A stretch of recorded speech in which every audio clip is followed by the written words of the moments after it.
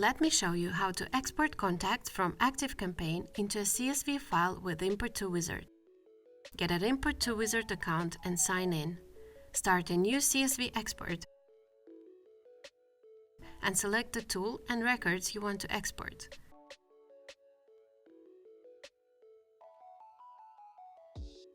Here, you can choose the columns you want to have in the export file.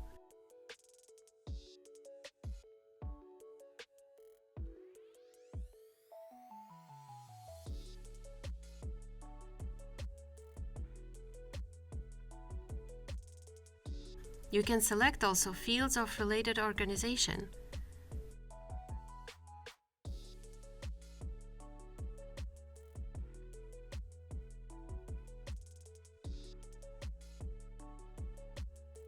Also, you can filter to have only needed data in your export file. I decided to have only contacts associated with specific organization. You can select criteria you wish.